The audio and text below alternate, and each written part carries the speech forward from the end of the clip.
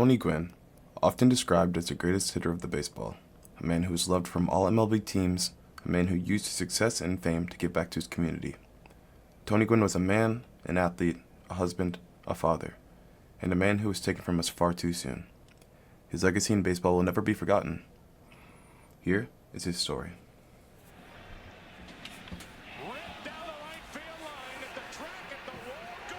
Anthony Keith Gwynn was born May 9, 1960 in Los Angeles, California. Tony spent the majority of his toddler years living in a small two-bedroom apartment, and it wasn't until Tony turned 4 when he and his family moved into a larger living area. The reason for the move was because the Gwynn family was welcoming a new member into the family, Tony's younger brother Chris. You could often find the two playing basketball games like horse and 21 outside in their backyard. One activity that Tony loved to do was going to the store and buying RC Cola for his father with his money. One day, Tony came home, chewing some gum. His father questioned his son, and this is when Tony confessed to shoplifting the gum. When exposed to the truth, Tony's father took him downstairs and whipped him with a branch. This taught Tony discipline, a skill he would carry with him for the rest of his life. Tony's favorite time of the year was going to his grandparents' home in Tennessee. They lived on a farm, and Tony's favorite activities were collecting eggs that he would use to cook. This same farm is where we can connect Tony's earliest exposure to baseball, where Gwynn would pass the time by playing baseball with his family using walnuts that would fall from the tree as balls. After 5 years at that home, the Gwynn family decided to purchase a house in a nearby city called Long Beach. It was around this time where Tony would join his first Little League. When he wasn't playing baseball with the Little League, he was playing with his brothers in the backyard. His father Charles made a little makeshift baseball field in their backyard. The field was narrow, so you couldn't pull or push the ball too far without the ball going to the neighbor's yard. I'm confident you could say this is where Tony learned to hit the ball going in all directions. Tony Gwynn would often attend Los Angeles Dodgers games and found a particular liking to the players with the high averages. His favorite player was Willie Davis, a black left-handed outfielder who was known for his contact and speed ability. Tony was enrolled at Long Beach Polytechnic High School, a school that was known for its athletics. Tony was a good student who chose not to interact with drugs and alcohol because he didn't want to disappoint his parents. Tony played both basketball and baseball and excelled at both sports. His basketball team was much better than his baseball team, and for a while, Tony considered quitting baseball so he could focus more on basketball. Thankfully, his mother talked him out of it. Tony recalled the interaction saying, "She said it might be something down the road and that I might be sorry later if I didn't play." I think it's safe to say he would have been sorry if he didn't continue his baseball career. When scholarship season came, Gwynn was offered 2 scholarships for basketball and none for baseball, which he attributed to his lack of playing time. It was 1978 and Tony Gwynn was attending San Diego State University. Tony wasn't allowed to play baseball as a freshman because the coach of the team told him he was overweight at 205 pounds, and he would need to lose some weight if he was going to play. For a while, it looked as though Tony's baseball career was done. It wasn't until 2 players on the school's team got in an accident where they were hit by a motor vehicle where Tony would then get a spot on the team. Tony was an unbelievable talent at baseball. He finished his college career hitting .389. Even with his amazing stats, scouts weren't too interested in Gwynn. Coincidentally, the GM of the San Diego Padres had a son who played on the same team as him, and he quickly found a liking to Tony and his playstyle. In 1981, Tony Gwynn was selected in the 3rd round of the MLB draft by the San Diego Padres. There were only 2 scouting reports for Gwynn out of all MLB teams, the Padres and the Astros. The Astros wanted to pick Gwynn, and if given the chance, they were highly likely to pick him, but they didn't have a pick until the late 3rd round. Gwynn was also drafted in the 10th round of the NBA draft by the San Diego Clippers, but decided baseball was a better option. Tony said, "The physical battles against players like Hall of Famer Charles Barkley was not in his interest." Gwynn's first year in the minors was more of the same. Gwynn batted .331 with 12 homers and 17 stolen bases for the Walla Walla Padres. In that same summer, Gwynn was promoted to Double-A, where he would finish the season batting .462 in 23 games. This was around the same time Tony Gwynn would marry his high school sweetheart, Anisha Nicole. Nicole and Gwynn went to the same school since elementary, and they started dating in high school. The two both attended SDSU, and shortly after college, Mr. and Mrs. Gwynn became official. The date is July 19th, 1982, and Tony Gwynn is making his major league debut after 93 games of elite AAA baseball. Gwynn played in center field against the Philadelphia Phillies. In this game, Tony would get his very first hit in the 4th time coming to the plate, a double. From hitting walnuts in Tennessee to hitting balls for the San Diego Padres, Tony Gwynn finally made it to the show. Gwynn finished his rookie year with a .289 average in 54 games. This is the only season of his career where his average would be below .300. His season ended short due to a wrist injury, and it was during this time Tony would start to struggle with hitting. After rehabbing from his injury and joining the ball club again, Gwynn couldn't find the success he had seen his entire baseball career, and this is where he asked his wife to start recording his at-bats. During a time where watching film was almost unheard of, Gwynn would spend hours analyzing his at-bats against all different pitchers. He said, "Video turned my career around." Gwynn attributed his success to video, but if it weren't for his constant hard work and discipline, he wouldn't be the same Tony Gwynn we know today. Tony Gwynn was greeted by a totally unfamiliar experience, a hitting slump. To find a way out, he turned to something commonplace now, but unheard of then. You know, when you talk about the video today, I consider him the father of the video clubhouse. See, the first thing I do when I'm hitting is I check my front foot. When Tony had his first hitting slump, and I remember we had bought a beta machine for little Tony because we wanted to tape him out in the backyard. We hooked it up, it's been hooked up through the TV, and we really hadn't even used it. And this one day, I was struggling, and I asked my wife to tape my bats while we were on the road trip. That's a good swing right there. Front foot is locked in. He would say, "Leash, can you go look at bat number 2 and tell me what I'm doing wrong?" His wife was probably the best hitting instructor of anybody because she knew exactly what he did to find success, and she could look at the video and they would discuss it. And when he goes to shortstop, in order to hit the inside pitch, I really have to get my hands through in a hurry. We became a team, you know. I wasn't out there hitting, but we became a team. See, that's kind of like what I do best right there, is just take the inside fastball and fight it off and hit it the other way. He was relentless with the studying of it. In fact, we lost him as a poker player because of the video. So we used to kid about that, this video's killing our poker game. Solid front leg, heads down on the ball, perfect. 1984 was the year where Tony would transform into the player we all know him as. In 1984, Tony Gwynn batted .351 with 71 RBIs, 33 stolen bases, and only 23 strikeouts. This year, Tony led his team to the NL West Division title. In 1984, Tony would finish third in MVP voting and would break the franchise record for the most hits in a single season with a whopping 213. October arrived, and the Padres would be playing the Chicago Cubs in the National League Championship Series to advance to the World Series. This was during a time where only 4 teams would make the postseason. Can you imagine if today your team played 162 games and only 2 of those teams in your conference would make the postseason? That is crazy.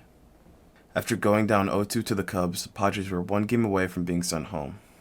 Game 3. Padres win 7-1. Game 4. Padres win 7-5. Just like that, the Padres were 1 win away from going to the World Series. Game 5. The fate of the world is on the line for young Tony. Padres win 6-3. In this game, Tony would go 2 for 4 with 2 RBIs and power his team to an NL pennant. You play that long to play one game, is it fair? Off the hand, Nettles will go the short way, and then there were none. The Padres have won it all.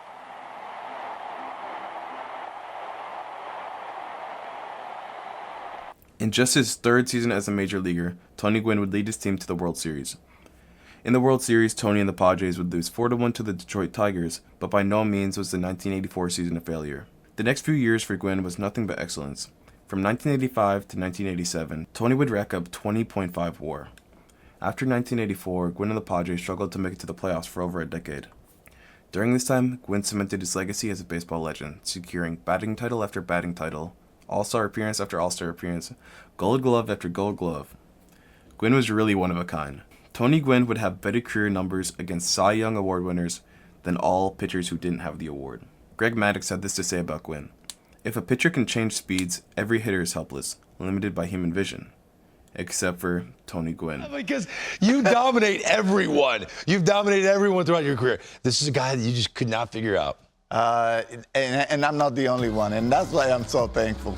Because, this is a guy that you face, but you face with respect. You don't want to get a pitch away from the strike zone thinking that you're going to probably get him to move. So you pitch him with respect. And the same way he would treat you too. He will treat you with respect. He will get his knocks, he will get doubles, he will hit homers, and he would just run the bases, unlike happens nowadays. But I had 2 great memories of him.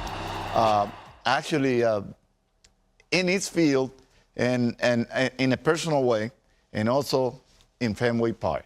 I remember that I was fortunate enough to pitch nine perfect games in San Diego, and they called me like to honor me the next day, to recognize what I did the next day. And Tony Gwynn was the first one. I mean, you talk about an icon in San Diego. He was out there and he pulled the chair aside for me. And I said, no, you take it, you take it. And he goes, no, this chair for you.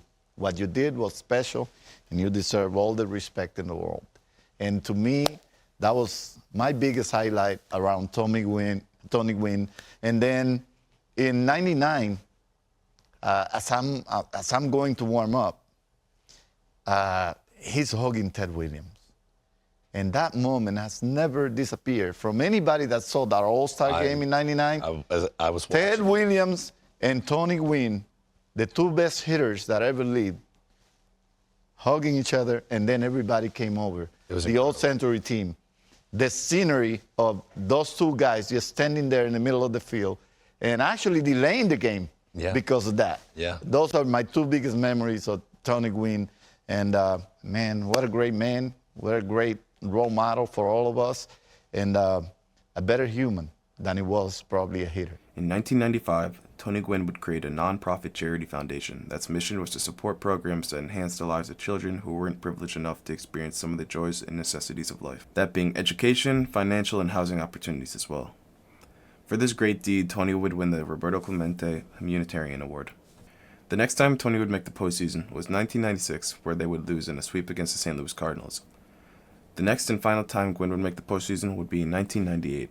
After beating the Astros and Braves pretty handily, the Padres would have to face the New York Yankees, who were just on the verge of starting another dynasty. Unfortunately, Tony and the Padres would never make it to the peak and win the World Series. The Padres would go down to the Yankees in 4. Tony would go on to play 3 more years for the Padres with 1 more All-Star appearance. He ended his mind-boggling career with 12 All-Stars, 5 Gold Gloves, 8 batting titles, 7 Silver Sluggers, 69.2 WAR, and the Roberto Clemente Humanitarian Award. Gwynn ended with the highest adjusted career batting average in MLB history at .342. After the 2001 season, Tony Gwynn would retire because he had found a new challenge in life he wished to pursue. Coaching at his alma mater, San Diego State University, as head coach of their baseball program. Gwynn would coach the Aztecs for 12 years with a record of .363 and .363. Something just felt so Tony Gwynn about that record. His last 2 years, he would coach his team to 2 NCAA tournament appearances. Tony Gwynn would pass away in April of 2014 after a long battle against cancer. Gwynn struggled with his addiction to chewing tobacco after being exposed to it in college, and he would often speak out and educate about the dangers of it. Tony Gwynn, the greatest hitter of the baseball. He was a man of heart, a man of loyalty, a guy that never took his gift for granted and gave back where he could. Tony Gwynn is a player that would be talked about for the rest of history, an absolute legend. Tony was taken from us far too soon, but his beautiful impact on this world will never be forgotten. Long live Mr. Padre. Thank you, Tony. My dad was my best friend, and getting a chance to watch him work on an everyday basis, especially during the summertime when there was no school, was really impactful on me, not just in baseball but in life. And I learned at a really early age that, you know, the work you put into something is what you'll get out of it. And I kind of lived by that, you know, as I've lost my dad and gotten older. Those are things that stick with you forever. And in terms of the voice, I like to think of it as the gift he left behind. It's not a day goes by that I don't get stopped at the ball yard and the grocery store, and people will tell me, you know, it comforts me in some ways to hear you speak and hear your dad's voice. So it's like I said, it's the gift he's left behind. It probably was around 11 years old when I started traveling with the team on a consistent basis during the summer. You started to realize, just in conversation from his teammates, from his coaches, conversations you catch between my dad and the opposing players, that he was doing something that was different. And, you know, I think it all goes back to the basics for him in terms of hitting, getting in position to be able to take the swing. And he knew as long as he did that, he could pretty much do what he wanted to do, given whatever the pitcher was throwing up there.